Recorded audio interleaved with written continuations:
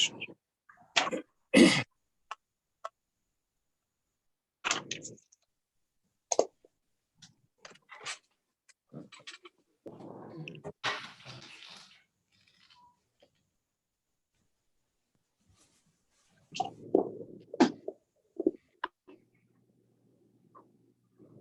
gonna be closing the door. Appreciate you. I'll see you tomorrow, Skip.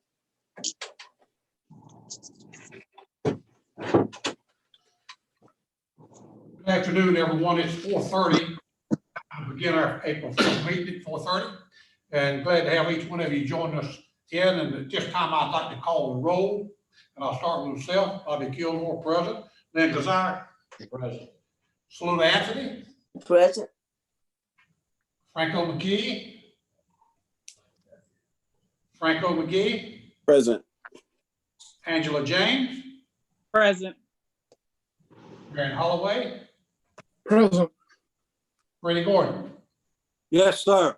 Thank you, council members. Appreciate you joining in with us today. We'd like to see you smiling face here, but we understand we enjoyed your smiling face where you at. So at this time, I'll begin with number one, the opportunities and challenges for the residential growth. At this time, I recognize City Manager, Mr. Faison. Oh, thank you, Mayor, members of City Council. Can you hear me? Yes, sir. Yes. Okay, so Yes. the topic of this topic of growth is by request of, I believe, Councilmember Gordon and Mayor Pro Tem Holloway. I've asked Lisa Stywinter to offer remarks to set a foundation for today's session and possible subsequent sessions on this broad topic of growth.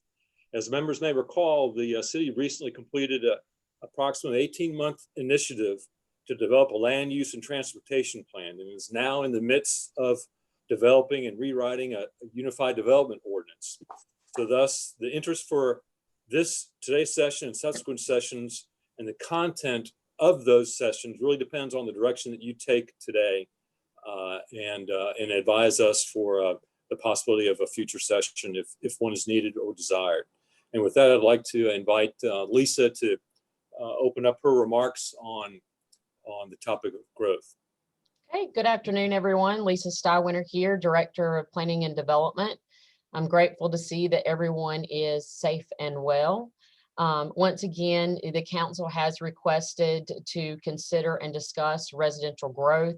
Some of the topics that we've heard from council members include opportunities and challenges for residential growth brings to Monroe, how City Council evaluates land use development decisions, available tools in considering residential development projects, consider the content and presentation styles City Council receives, a summary of transportation projects and methods, and a summary of residential projects approved and pending City Council approval. Now, this is an extensive list of topics that, as you know, we may or may not be able to cover all of these during this one session. Although land use and transportation are interconnected, staff would suggest putting that topic for another strategic session, just due to the complexity of the transportation process and the project list. I have prepared a staff report that's in your packet for your review. And I've also prepared a PowerPoint presentation to guide our discussion for today. Just bear with me a minute. I'm still trying to get used to doing this on Zoom. Some of the topics for discussion today is the history of residential growth, new state laws regarding 1 or 2 family dwellings, zoning text and map amendments, land use plan consistency statements, touch on the land use and transportation plan, which is the Ford Monroe process, rewrite to the Unified Development Ordinance, UDO and zoning map update, summary of residential development. And I did include the transportation method and summary of projects in the staff report and this PowerPoint presentation in case we did need to touch on it today. Just want to start by, since this residential growth discussion was requested by City Council, I wanted to provide an opportunity to them if they wanted to add any background history or information, comments, or discussion before we moved on with the presentation. we will. Lisa, I'll hold my comments till it's over, till you finish. Okay. And feel free to jump in at any time. So the city of Monroe's current population is 35,330.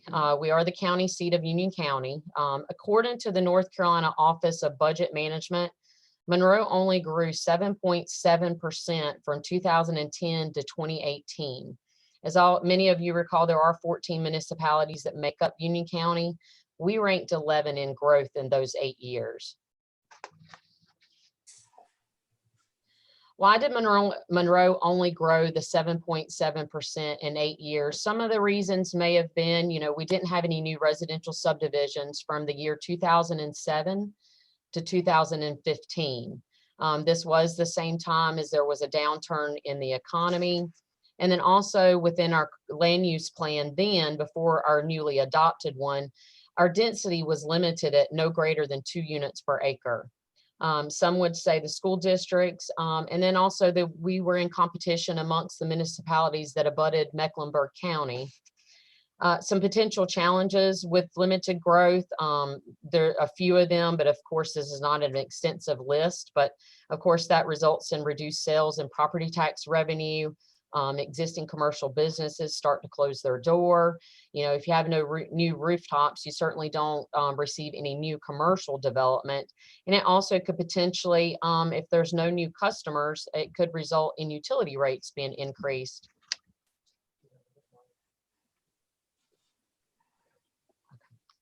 In 2016, we did start to receive some new requests for residential subdivisions. Some of the reasons might have been our economy started to increase.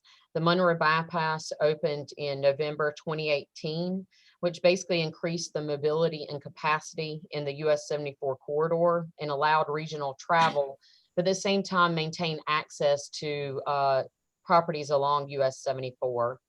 And then during this time, we also updated our land use plan, which was adopted in 2018. And in that plan, it does provide varying densities that are greater than 2 units per acre. And another important aspect, it provides a clear understanding to developers and investors how the city and where the city wants to grow in the next 20, 30 years.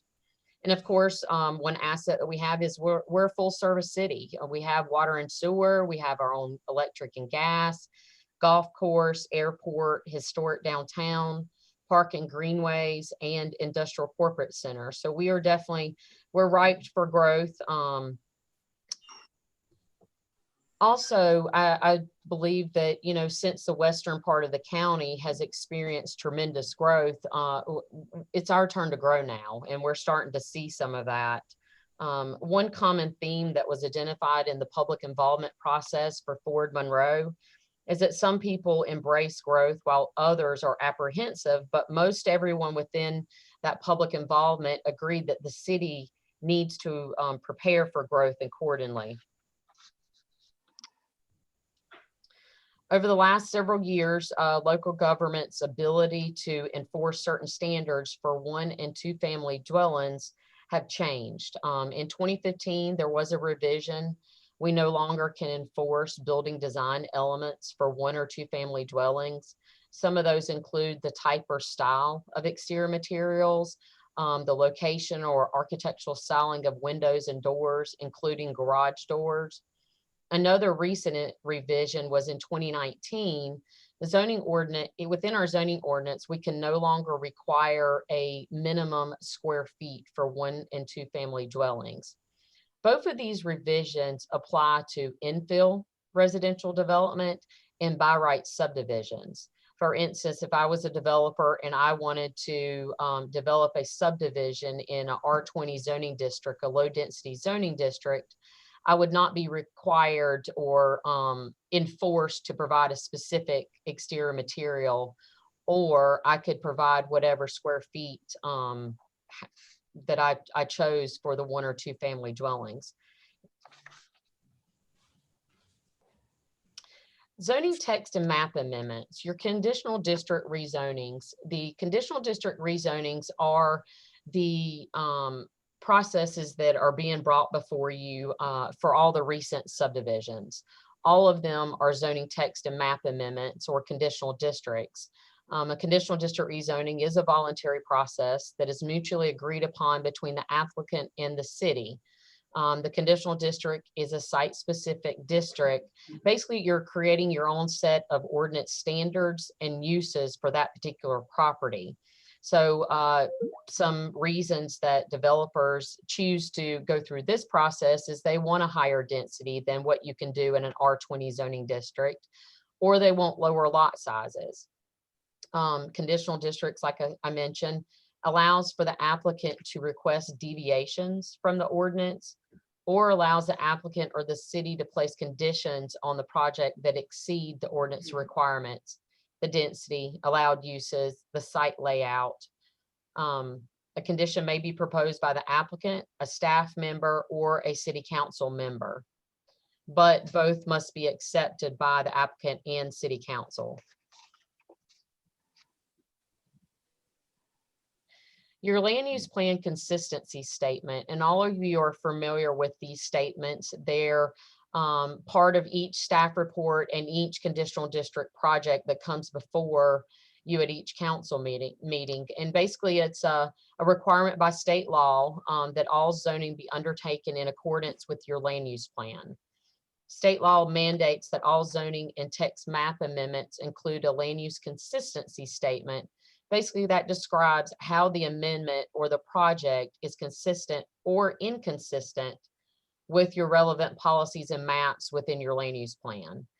In 2017, the General Assembly modified this requirement, and I think this is important for everyone to realize. If a zoning amendment is approved at one of the council meetings for a subdivision project that's inconsistent with our land use plan, then our land use plan is automatically amended. So just want to point that out, because that is a new rule, and it can change our plans and policies of how we grow and develop that were, identified within the Ford Monroe process. I'm going to try to stop this and bring up an example of a land use consistency, and then go back to the PowerPoint if I can.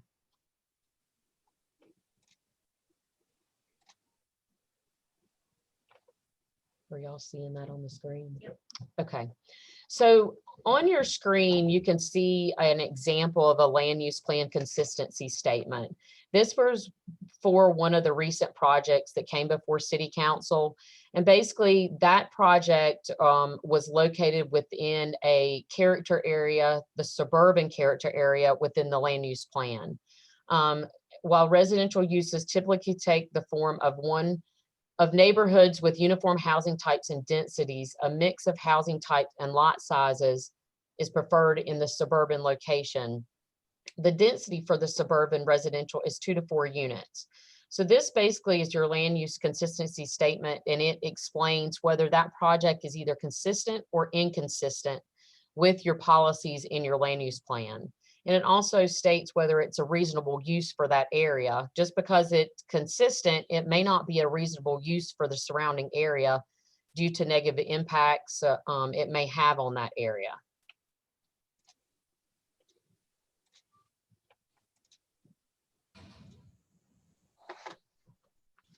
What are y'all seeing?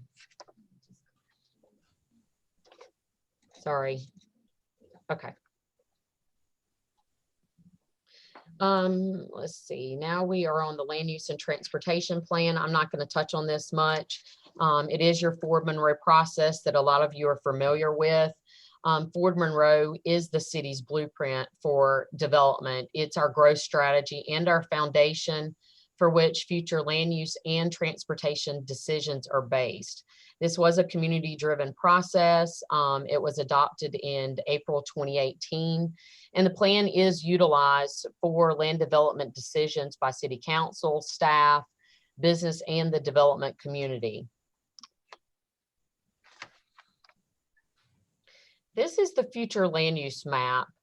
within our Ford Monroe process, our land use plan. This is basically our preferred growth strategy that came out of the Ford Monroe process. And the preferred growth strategy provided a framework upon which future land use map was based on. And the key elements that came out of that is that we want to invest in downtown and promote walkable centers. We want to guide growth to existing and emerging centers. And you can see that you see the dotted dash line. These are our regional centers, and these are our neighborhood centers. And then, of course, the Concord Avenue is in this area and the downtown master plan. These are the emerging centers that we want to guide our growth. And we want to protect the existing neighborhoods and maximize economic development at the same time. That was our preferred growth strategy. As you can see, this map is broken up in various different colors. These are our character areas that came out of the future land use plan. I'll just give an example. The light yellow is your suburban character area. The density that was identified within this character area is 2 to 4 units per acre. Our density within the plan ranges from 4 to 12 dwelling units per acre for downtown. Concord Avenue, 6 to 16 dwelling units per acre. And then the traditional development and the community corridor was 4 to 10 dwelling units per acre. And then your rural character area, which is the lighter brown tan, is 1 to 2 units dwelling per acre. And really our water and sewer capacity is based on this planning area in our future land use plan. In the regional and neighborhood mixed use centers, these are your high volume generating retail and sales and services, hotels, high density. There's not a max on the density in those areas. Now, that doesn't say there won't be a max that comes out of the Unified Development Ordinance.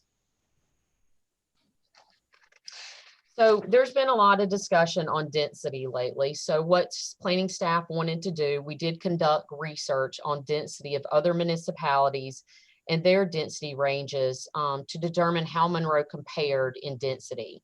And we did this part of the Ford Monroe process too, and that's kind of how we came up with our density ranges. But I believe we looked at maybe, I think there might be 17 municipalities here. A lot of these are within Union County, so we can compare ourselves with other municipalities within our county. And then the rest of them are municipalities that range in similar population that we do. Once again, and you'll notice at the top is identified as the residential low density districts, the residential medium density districts, and the residential high density districts. So our 2 to 4 units in our suburban character area is our low density residential districts. And we fall 2 to 4 units per acre. So I feel that between our low and medium density that we compare in our density ranges with other municipalities. And then within our traditional development neighborhoods and the downtown, we go all the way to 12 and 16 units per acre. And as you can see, the high density in other municipalities goes to some to 21 units per acre, 24, 25. And then some mixed use development areas, they don't have a max. And I've seen a lot of municipalities that just don't have a max for your mixed use, your regional and neighborhood nodes. And that's where you want your higher density, your high volume retail, sales and services, your hotels, because you're creating that regional neighborhood mix of uses. And that's where we're steering our growth.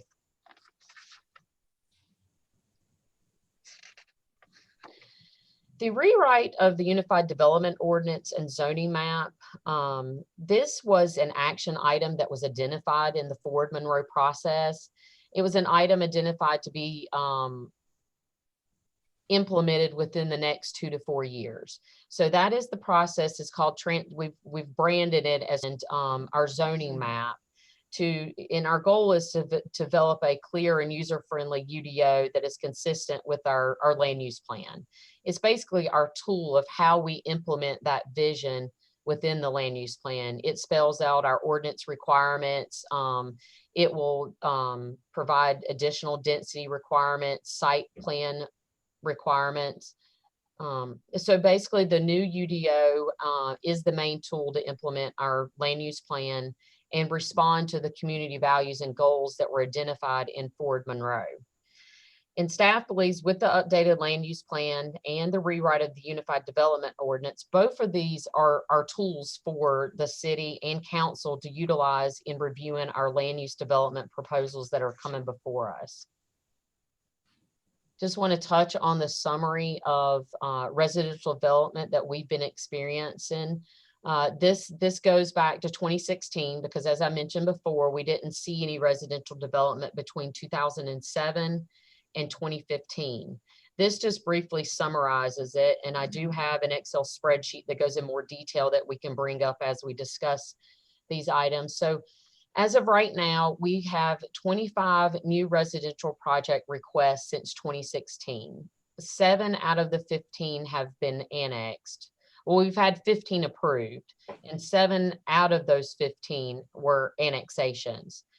So out of the 15 residential projects that have received approval for rezoning, there are 2,528 new residential lots. We did have one residential subdivision to withdraw that was 104 lots. And we've denied 3 residential projects that total 268 residential lots. Right now, we have 6 residential projects that are pending city council decision. And that's approximately 938 residential lots that are being proposed. And these are projects that we've already started the conditional rezoning process. These don't include projects that we know are getting ready to be submitted. So this is only submitted projects at this point. Just to summarize the makeup of the residential projects that we've been receiving, we've received 14 that are single family detached projects and 4 that were single family attached and detached. So basically single family homes and townhomes. 2 of those single family projects were attached alone, and those are townhome projects. We've had 3 multifamily projects, and then we have 1 mixed use development that is pending city council approval. Some of the density ranges for all of these projects together, they range from 0.86 to 9.3 dwelling units per acre. The elevations, there's 17 projects that utilize brick, stone, and stucco and fiber cement. And then there were 6 projects that utilize those same materials and with vinyl. The average lot sizes for all the projects together is roughly 7,500. Are there any questions on here, or are there any additional information you would like to see at this time that I could bring up on the Excel spreadsheet? Okay. So far as some suggestions that staff has in reviewing residential projects, and these are some of the how we evaluate projects on our end too. We evaluate the entire project. Of course, we're required by state law to say whether the proposed project is consistent or inconsistent with the land use plan. And we do that, but we also look at the overall project. What is the site layout? Is it a plain Jane, or is there some character to it? We look at the amenity package. Is there a walking trail only, or is there a playground or a pool, a cabana? So we look at that. We also look at what is the density and lot sizes. We look at the quality of product for the elevations. And we also advise developers to do a mix of lot sizes and house types and sizes. On our end as a planner, it's a more attractive development if you have a range of lot sizes versus one development that's all 50-foot wide lots and the house types are all the same. So we do try to encourage developers. Now, of course, this is a mutually agreed to process, so they have to agree to these suggestions. We review the land use plan consistency. A good idea is to visit the site. And then we're always here. If you want to call us or schedule a meeting to come and sit down and talk about any project, we're always happy to do that. And then we'll even look at the planning board minutes as well. So these are just some suggestions as you look at land use development projects and evaluate them in making your decisions.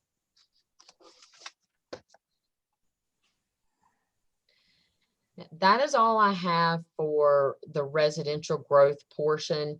Now, I know there were some other topics that were brought up that I didn't go into right now. For instance, the one item was to consider the content and the presentation style that we give city council in making what can we provide you or help or improve our presentation style or the content you receive in order to make your decisions.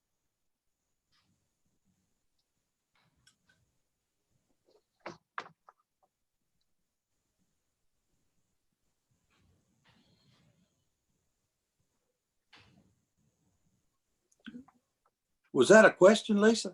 It was. I was asking all of you one item that staff's heard that you may want to discuss at this conversation or discussion item is considering the content and the presentation style that we prepare for you that's brought for council for the residential projects. Is there any suggestions or improvements that we can do on a staff level that will assist you in helping make the decision on your end? Salute Anthony. Y'all do a pretty good job now, but I'd like for you sometime to give the pros and cons of the potential project. Okay. Well, Freddie Gordon here. You might want to provide some of the answers for some of these citizens who come to council and are concerned about traffic and density. They're ignorant as to our land use plan, and they're probably ignorant for our UDO as well. And, that's a joke. I know you can't do that, but that's what I think is so unnerving about this whole thing is that most of these citizens just don't understand that there is a plan, but there is also, and in that plan, areas of our city are designated for higher density growth. And consequently, traffic and things that come along with higher density are things that they're just going to have to tolerate in the future if our city is to grow. And it's my opinion that if we don't grow, we atrophy. And if we atrophy, we ultimately die. So I think it's important that we all realize that these types of developments are available through these two plans. And they both were done since the last time I was on council. Well, I've looked over the land use and the Unified Development Orders, and so to me, it does speak to the fact that the city of Monroe does want growth. Salute Anthony again. I agree that the city must grow and needs to grow, but I also know we have to keep in mind that we have to be able to provide equal services to each new project. And we have to keep in mind that we're already short on public safety and fire. So I don't want us to forget that. Marion here. Are you finished, Saluter? I didn't mean to talk over you. What? Had you finished your comment? I'm sorry. Yes, I didn't mean to. You good? Okay, thank you. Marion here. I think I've always been pro-growth myself. One thing we need to remember in this extraordinary period of fast residential growth, we need to keep in mind what keeps our taxes lower, and that's business and industry. So we need to keep in mind the balance that we're always trying to achieve to have more business have Monroe known as a business-friendly city. And that can be done through permitting and, I'm sorry, this phone will not stop. I'll throw it out. The window. We've got 40,000 of our Union County neighbors that leave our county every day to go to work somewhere else. I don't know how many of those in Monroe, but 40,000, more than our entire city of Monroe population leaves every day and goes outside of Union County. There's a reason for that. And I think we need to keep in mind in our approvals of subdivisions and also in working with businesses and industry, we need to keep people home, keep them home, and we all benefit from that. Charlotte's coming towards us, folks, at an unprecedented rate. And that's, I think, what's really spurring a lot of this growth, that and the expressway. And one way we can grow is by voluntary annexation. And as Lisa pointed out earlier, I think 7 of those 15 are voluntary annexations. That's where our growth, once we've got the land, we can work on it down the road. But I think we need to keep in mind our friends in Union County are working to provide water and sewer. We've seen what they're going through, and it's a slow process. But once they provide water and sewer in areas where development's coming, those people will have no need to be annexed into the city of Monroe. So I think we need to take a very positive, aggressive stance towards annexation, since we can't do it involuntarily, like my house was many, many years ago. I think we need to make every effort we can to make the annexation and the permitting process as easy as we can. That's just some thoughts. Angelia James, I know citizens, 2 concerns that they had, make sure the signs are large enough for them to see. I know they make comments about that, and then make sure all the residents are reached. I know we do a good job of trying to reach them, but still you have some that come and say that they didn't get a notice or anything about the project.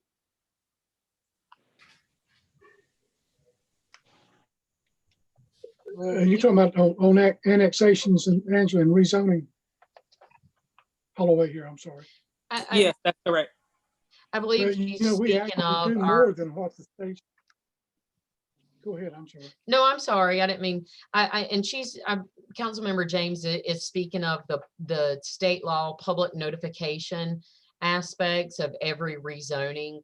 You're required to post a sign so many days before the public hearing and notify adjoining property owners. We've certainly are constantly trying to determine better ways to reach everyone. We do send the letters. We do encourage developers to do neighborhood meetings.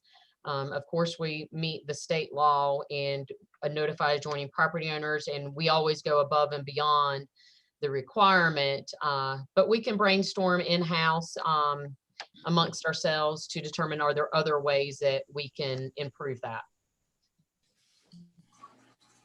Marion here one more time, but I'd love to hear every council person comment on this. I think one thing that would help me and hopefully everyone is to have more input from the planning board. These are the folks that are on the firing line talking to these developers and making suggestions, seeing what's being proposed and what can be done, what can't be done. You can look at the minutes, but to have a member of the planning board come and meet with us, as well as Doug, Lisa, and Carrie, and give us their input, I think that would be invaluable to me in helping me make the best decision we can for the city of Monroe. Okay, Saluda Anthony, would it be possible for the video of the actual planning board meeting, could that be made available to us? Councilmember Anthony, this is Majib Shakan. I don't believe the planning board meetings are recorded. Okay, could they possibly be recorded? I'll defer to the planning director on that. Okay. Everything's a possibility.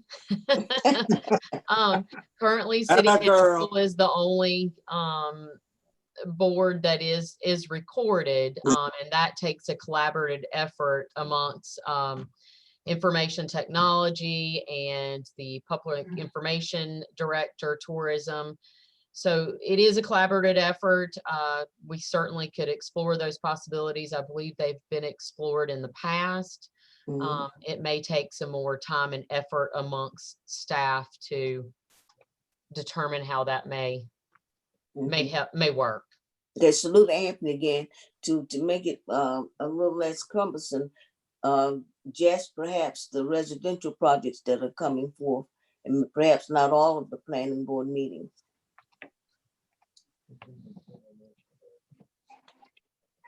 Franco McGee here. Is there any way that maybe we can get a more concise kind of question and answer session regarding the planning board sessions?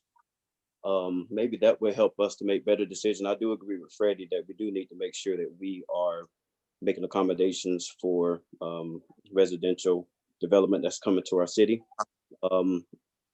And I think I've spoken to Lisa you a couple of times with regards to the information that we have, making sure that we are consistent with the land use development plan and the UDO, so that when it comes before us, we can make sure that we are consistent and a unified front when we're voting for these particular developments. I think it's important that people are educated to what we are allowing in our city. And with that being said, if you understand where the growth is and where the density is allowed, then we should vote for that. And it's important that we educate the developers and the communities that regards those neighborhoods, and to make sure that they understand that this is an area where we are requiring more density. Therefore, we are probably going to vote yes for the development. I'm just trying to figure out a way where we can make that known or get that information to them so that everybody's on the same page, so that when that process comes, it's a little bit more smooth.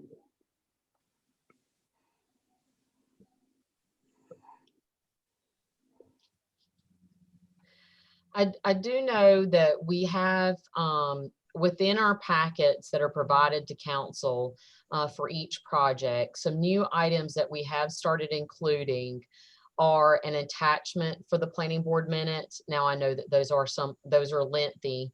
Sometimes we do include those for review. A couple other things that we are providing in there, a copy of the land use plan map, and then we also, I think, include the land use plan consistency statement as a separate attachment.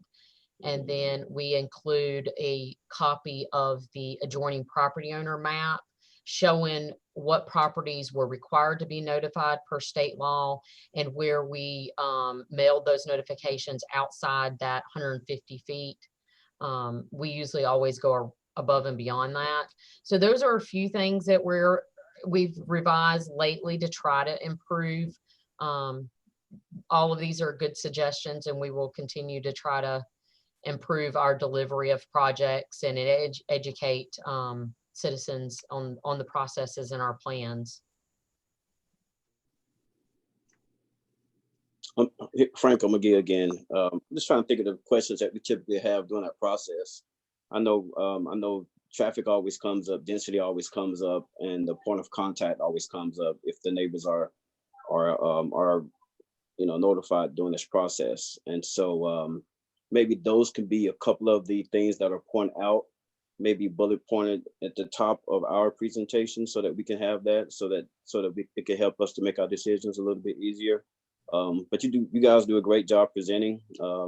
Like I said, I am happy that you do provide that sheet that actually lets us know if it's consistent with the land use development policy, so that we can make a better decision on the particular projects.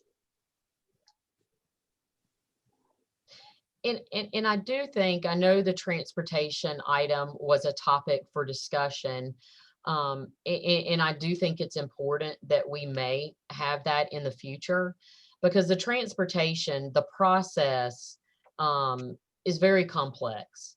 And we do have a list of projects for Monroe right now.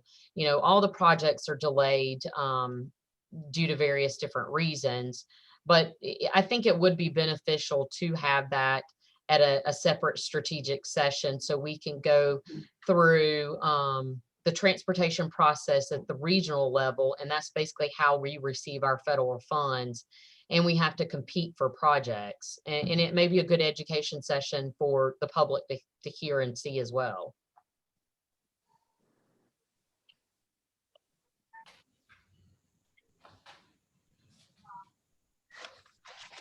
Any other questions for Lisa? Okay. Freddie Gordon, Lisa, again, now on that transportation issue, are you speaking about the city's transportation department, the state, or what? Well, let me share my screen again. We'll get into it. Well, And- and if I'm jumping ahead now, don't let me do that. I'm just No, asking. that's okay. And I do know Jim Lloyd, the engineering director, is on Zoom to be able to assist with any transportation questions too. But the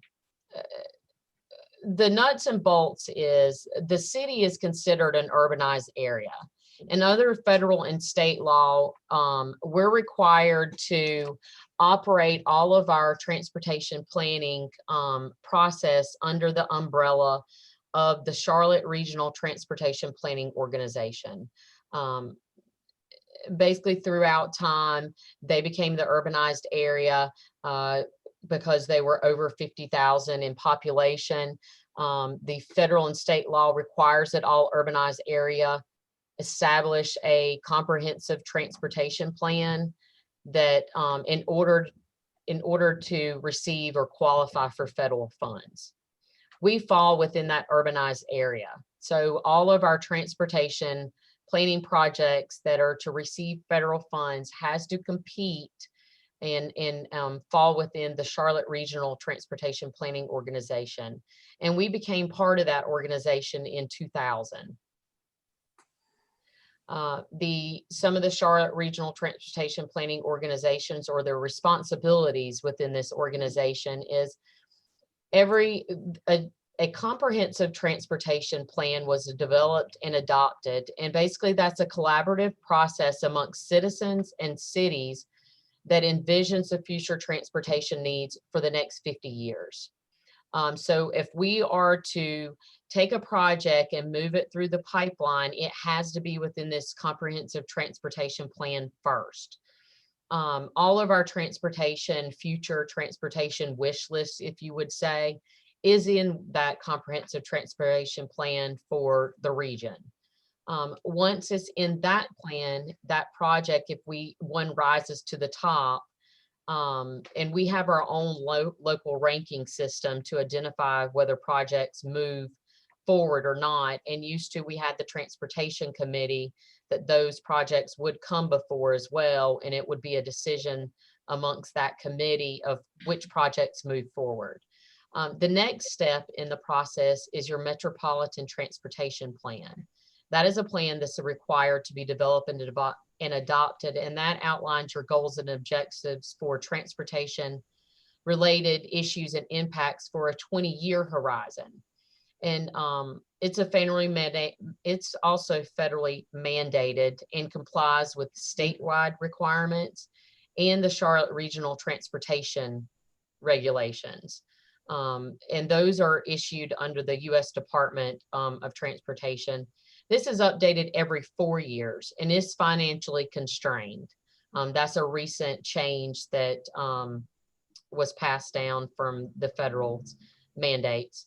The Charlotte Regional Transportation just adopted the 2045 plan, and we have several projects that are on that plan that are moving through the pipeline, and that was done in March 2018. The next program is your Transportation Improvement Program. This identifies transportation projects that the CRTPO, Charlotte Regional Transportation Planning Organization, and the North Carolina Department of Transportation plan to accomplish within a 10-year period. So if your project has not scored well or competed well, it won't go into this list. This is the projects that get accomplished or completed. All projects receiving federal funds must be in this TIP. It's updated every 3 years. This is approved by the CRTPO and the governor. And then once that TIP is approved, it rolls in without change to the state's transportation improvement program. Lisa, salute after the Ma'am. question. Basically, you telling us that the counties are actually competing against each other for the same funds, and based upon their scoring is whether or not they rise to the top. Correct. Thank you. Freddie Gordon here, Lisa. Can you tell us if we have anything in this plan at all? We can skip to the plan. Well, I'm just curious. No, Number one. you're fine.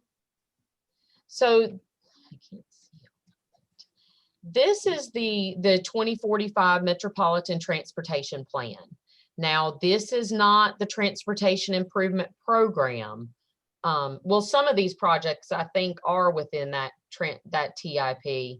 But as you can see, there are 3 here that are in the 2025 horizon year. All of these I think are on hold right now. But some of them are the US 74 Secret Shortcut Road, the intersection improvement project. That is within the state's transportation improvement program. Is scheduled for right-of-way acquisition in 2020 and construction in 2024. The project cost is $7.35 million. One of the other 2 on this list have really already been completed. One was the Michigan left there at 74 and Rocky River, and then of course the Monroe Expressway. This is the next list of projects that are moving through the pipeline.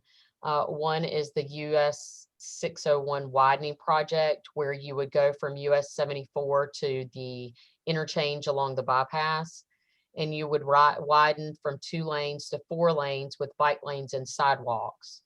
That is also in the state's transportation improvement program, which means it will be completed. Right-of-way acquisition is proposed for 2025 and construction 2027. Now, this project has been delayed by the state due to a couple of various reasons, the MAP Act, and then the hurricanes and flooding that's called additional funds to have to go toward that. So these are on delay right now. The next one is the US 74 widening. That is from US 74 to, wait, no, that was the route. The project limits is from NC 200 to Rocky River, and is to widen from 4 lanes to 6 lanes with bike lanes and sidewalks. Right away for that project is geared for 2020 and construction 2024. Another project that's also in the State Transportation Improvement Program is the US 74 and US 601 interchange project. The right-of-way is in progress now, and the construction is proposed for 2024. Another project that is in the State Transportation Improvement Program is the John Street, Old Monroe Road. I'm not as familiar with this one. Jim may be able to add some additional information for it, but Morgan Side Meadow Lane to Wesley Stout Roads is a widening project. It's has right-of-way proposed for 2020 and construction 2022. Another project is Old Monroe Road widening, Wesley Chapel, Stouts Road to Airport Road.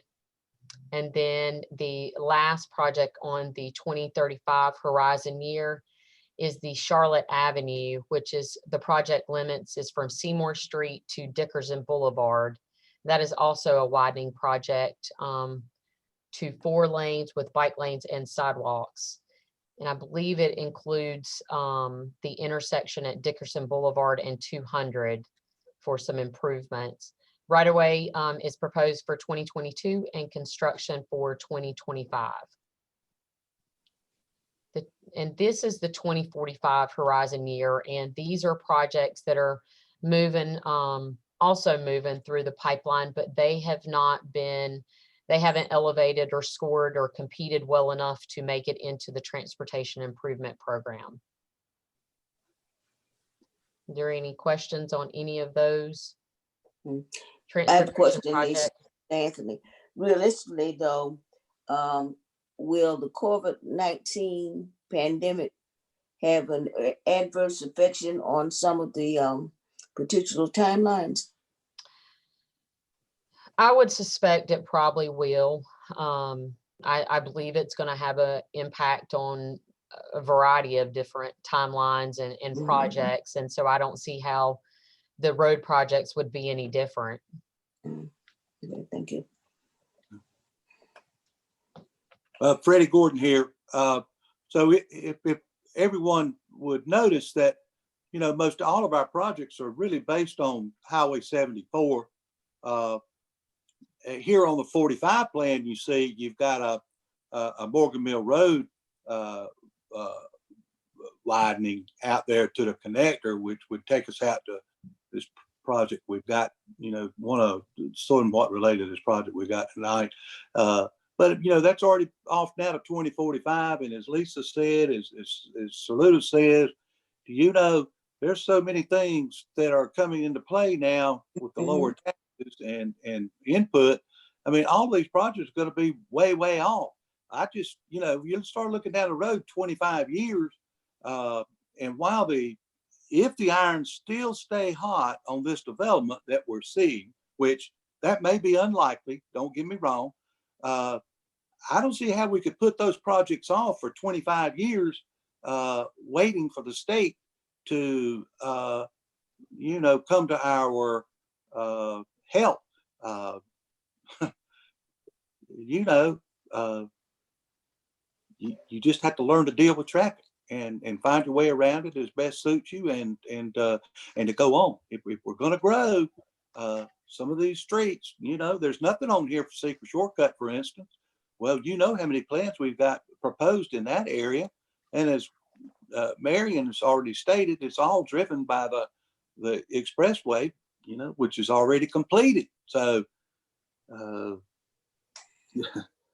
I just don't see how we cannot accept some of these things going forward over those problems. Traffic. Franco McGee here. Is there any way to move any projects up the line, Lisa, or is that not an option, or something that you can control or we can control? There's not really an option for these projects that we can control. Any additional projects that we try to move forward, you receive a better score. This is something that they put in place a couple years ago if you provide a local contribution. And Jim Lloyd, the engineering director, may be able to speak on that as well. But what we have found that even if you provide a 500,000 to $1 million local contribution, it doesn't change your score enough. Because CRTPO, basically our region, the urbanized area, has grown with the last census. And I'm sure with the 2020 census, we're going to continue to grow and take in more counties. Right now, we're at Mecklenburg County, Union County, Iredell County, Statesville. So our urbanized area in our Charlotte Regional Transportation Planning Organization, and the amount of area that we encompass is there's a lot of competition. Mm-hmm.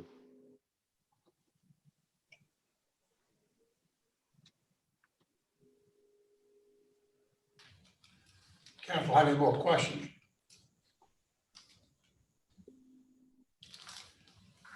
I'll take that as a answer as no one does at that time. Lisa, thank you so much for bringing the program to us. It's well informative and well done. Thank you so much. Thank you. I appreciate it. Thank you, Lisa. Mayor and members of City Thank Council, you. is there Thanks, Matt. interest in scheduling additional sessions on this topic or not?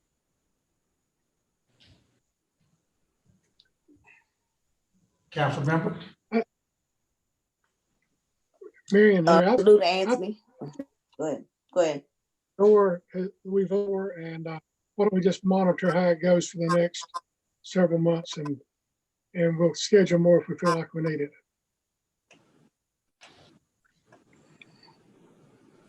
Okay, anyone else? No, Well, Freddie here again, and I hate to keep harping on this, but these sessions are called strategic planning, and I believe that this growth and transportation are about as important things as we have to plan or try to plan strategically. I can't imagine that we wouldn't want to have some discussions on this in the future and in not too distant future. Okay. We can certainly plan for that as the time comes. Does anyone else have anything before I go to item 2? If not, at this time, we'll go to item 2, legislative prayer. Mayor, I move that we postpone this one to get some more information. in Give me your name regards on to- that. second, salute Anthony, second. I'm sorry. I need your name, making you come up. Councilman Keziah. Okay, your I'd motion is like to what? motion to delay this discussion till we get more information. Okay, Salute Anthony, second. I have a motion. Councilmember Keziah, this is Majib. Do you have a date in mind? Would you like to table it to the June or the July meeting? Probably July. Okay. If you would mind amending your motion, and if the seconder would agree, that would work for staff. Sure, that's fine. I amend my motion to July. All right, Agree, agree. Motion I have second. I have a question, Councilmember, because why we want to table this item. What more information are you looking for? I would say that you want to make sure that you do it right. There's a lot of suits that go on in cities that try to do this, and I would want to make sure that we get with our attorney and when we do bring it back, that we're comfortable with what we're doing. Because currently the Board of Commissioners is doing it now correctly. Currently, isn't the Board of County Commissioners doing invitation of prayer and the pledge of allegiance?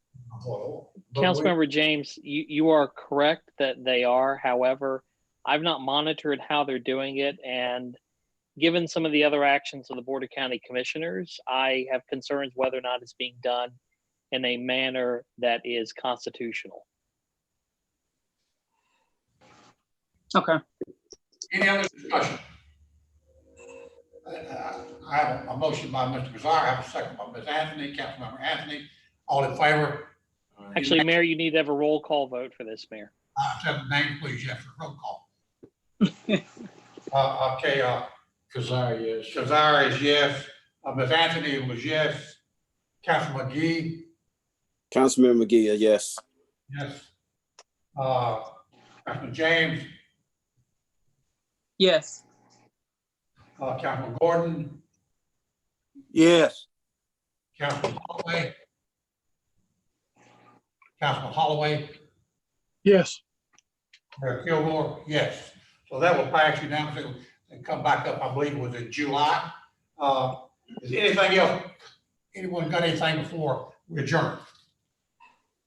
I just, Marion, here, just like to add, it's good to see Saluda back after her accident, and glad to hear the good news from Councilman James' father, who's been released from the hospital. So good Yes. news on the front here. Salute Anthony, thank you. Yes, Thank you so much. Okay, I have a motion to adjourn. Salute Anthony, so moved. Lynn Desire, Mr. Councilman Desire, and Ms. Anthony McGee, Yes. yes, James, Yes. Councilman Gordon, Yes. Councilman Holloway. Yes. Okay, we adjourn at this time, and we're back at 6 o'clock for our regular meeting. Thank you very much. Thank you.